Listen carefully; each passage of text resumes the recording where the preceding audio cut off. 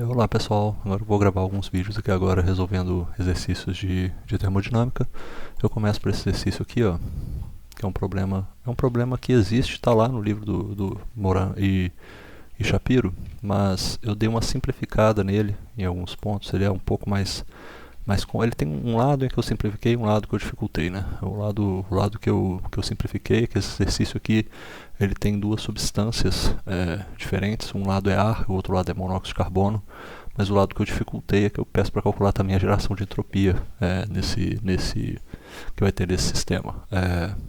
Bom, a gente começa então, deixa eu explicar esse problema, como é que é. Eu vou ter um compartimento que é rígido, ele tem 2 kg de ar a 5 bar e 350 Kelvin no lado esquerdo, 4 kg de ar, 2 bar e 450 Kelvin no lado direito. Eles são confinados a esses lados, tem uma divisória entre eles que pode se mover.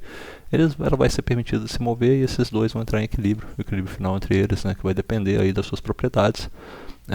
E a gente sabe que o ar está se comportando como gás ideal e com razão de valores específicos é constante com esse K é igual a 1,395.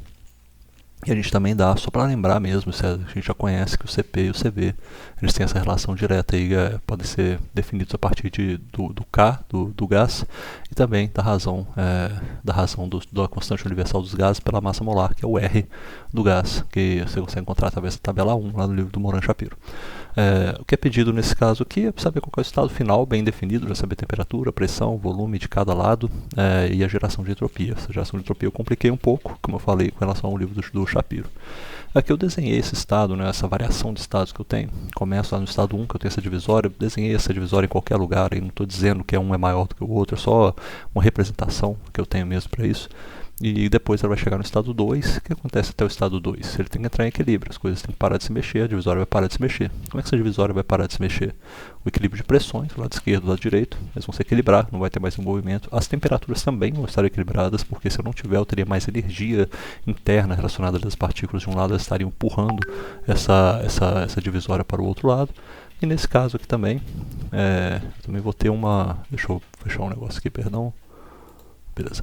E nesse caso aqui também eu vou ter essa variação de volume. Só que a variação de volume, o volume do lado esquerdo não necessariamente é o volume do lado direito, eles podem mudar. Eles vão ser diferentes dos volumes iniciais, mas pode ser que um fique menor, maior do que o outro. Esse é o lado como eu estou desenhando essa divisória aqui, não quer dizer nada com relação à solução do problema, tá? É simplesmente uma representação esquemática do que está acontecendo.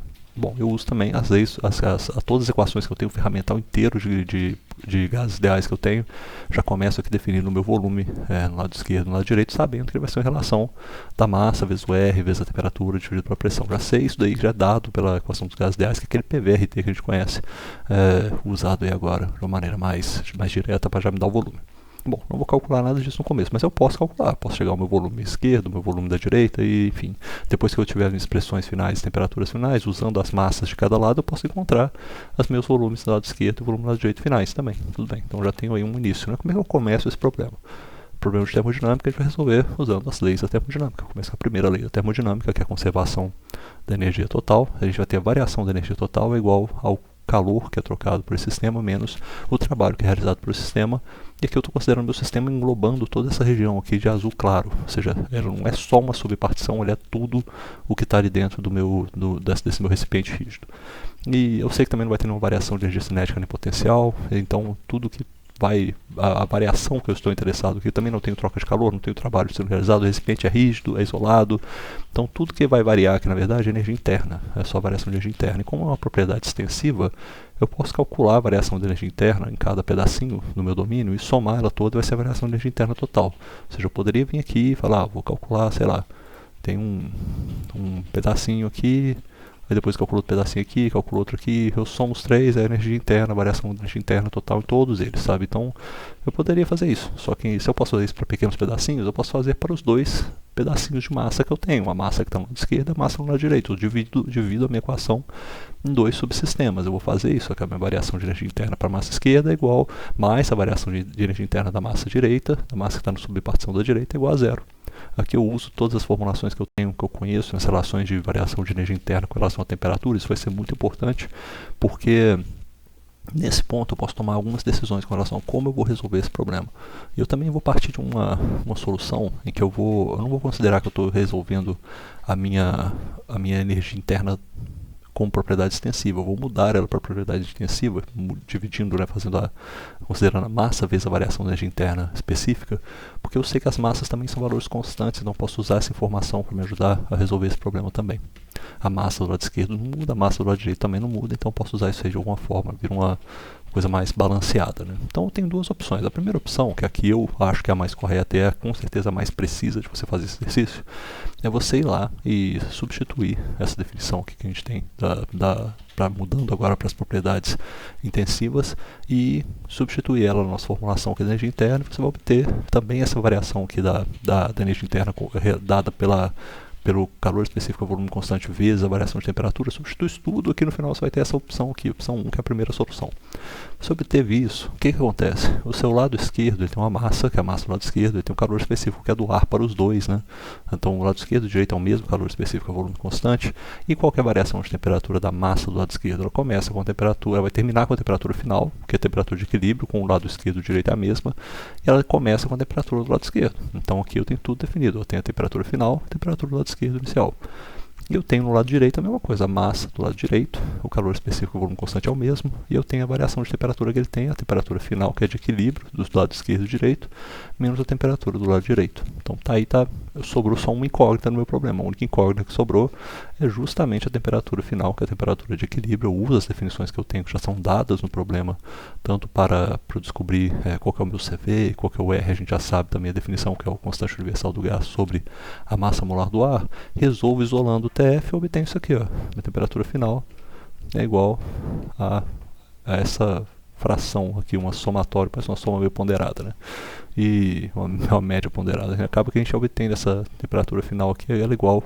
Eu já tinha feito as contas, que eu tinha gravado o exercício antes, o áudio ficou meio ruim, então estou só mostrando para vocês que a temperatura final com 416 Kelvin. A outra opção, poderia ser válida também, é você ir lá e buscar os valores da energia interna final através da tabela A22. Eu falei que é um gás ideal, é o ar como gás ideal, então você pode ir lá e buscar esses valores da temperatura que são dependentes da temperatura na tabela 22. Você usa a temperatura do lado esquerdo, a temperatura do lado direito, você vai obter, no final você vai isolar, resolver para a energia interna final, que é o que realmente vai equilibrar do lado esquerdo e do lado direito, né? A gente vê macroscopicamente a temperatura, mas o que equilibra no nível microscópico é justamente a energia interna das moléculas do lado esquerdo com as do lado direito, e esse equilíbrio que vai gerar, a gente vai ter a mesma energia interna no lado esquerdo e direito. Você pode depois interpolar na tabela 22 e descobrir qual que é a temperatura, que você vai ter a temperatura de equilíbrio final para esse sistema. Isso aqui, desse jeito, opção 1 opção 2, é aceitável das duas formas, mas como foi dado o valor de K, é mais preciso você fazer pela opção 1. Tá? Você sabe o valor do K, você sabe todas as definições são algébricas exatas, você pode obter elas a qualquer momento, então você sabe que essa aqui é a primeira opção, a opção mais precisa, mas você também pode chegar por ela através de uma outra solução, que seria usando as tabelas. Tá? Então aqui a solução é entendida. Agora, como que eu encontro a minha pressão nesse caso? Olha, eu cheguei num momento final, quando eu tiver os dois lados, vão estar com a mesma temperatura, eles vão estar cada um com seu volume, mas eles são gases da mesma substância. O que complicava esse exercício do Moran-Shapiro é justamente você não ter sempre o ar. Você tem o ar e o monóxido de carbono. Aqui você tem sempre o ar, então facilita bastante a interpretação. Você vai estar lá com o mesmo R, a massa deles é diferente, mas são as mesmas propriedades que eles têm. A temperatura final é a mesma coisa, a pressão final deles é a mesma coisa. O que acontece? Nesse estado final, vamos pensar primeiro lá, né, no estado 1. O estado 1 que a gente começa por ele. O que a gente sabe do estado 1? O estado 1, o volume também não muda. Tem um volume que não vai mudar. O volume do lado esquerdo, do lado direito vai mudar, mas o volume total da caixa não muda nunca. Então a gente sabe que isso aqui, ó, é constante o tempo todo. E você sabe que esse volume total, então, dado pelas propriedades iniciais que a gente tem, a gente pode inclusive encontrar o volume do lado esquerdo. A gente tem todas as propriedades para achar ela, tem pressão, temperatura e massa. E a mesma coisa para o lado direito, a gente pode encontrar esse volume total, saber qual é o volume total da nossa caixota lá, do nosso recipiente. No estado 2, esse volume total não muda. Só o que vai mudar no estado 2? A gente vai ter a gente pode considerar que o nosso sistema é o sistema todo, esquecer daquela divisória, as temperaturas se equilibraram, as pressões se equilibraram, ou seja, pressão no lado esquerdo igual a pressão no lado direito, e temperatura no lado esquerdo igual a temperatura no lado direito, e acaba que você pode usar essa informação que você já conhece, que é o volume total, para resolver essa equação aqui, ó. Você vai encontrar qual que é você vai conseguir encontrar qual que é a sua pressão final. Você não sabe qual é ela ainda, mas você sabe qual que é a massa do lado esquerdo, sabe qual que é a massa do lado direito, você acabou de encontrar a temperatura final e você só vai sobrar a única incógnita que você tem necessariamente é a pressão final.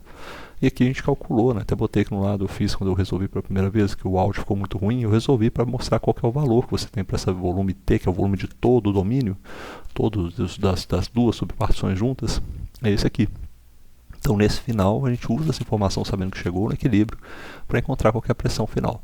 Encontrou essa pressão final, o que acontece? Agora você vai conseguir determinar, a gente determinou ela, encontra ela aí como 2,40 bar, e a gente vai usar esse valor da pressão final, porque a gente sabe que no estado final a gente vai ter essa mesma pressão, essa mesma temperatura, mas as massas do lado esquerdo e do lado direito são diferentes. Então o que vai variar com relação a eles é o volume que vai ser agora afetado por eles. A gente usa essas informações que a gente acabou de calcular para pressão final, temperatura final, e sabendo as massas do lado esquerdo e direito, a gente acha os volumes que são ocupados por cada um dessas subpartições no final desse processo todo. Tá chegando na parte, isso aí já resolveu, encontramos pressão, volumes, temperatura, tudo resolvido na parte A. A parte B, ela quer saber qual que é a variação de entropia. Qual entropia vai ser gerada? Vai ser gerada mesmo entropia nesse caso, né? Você vai ter um recipiente que é isolado, um processo vai acontecer, esse processo com certeza vai gerar entropia, né? Entropia, gerador de entropia é maior do que zero.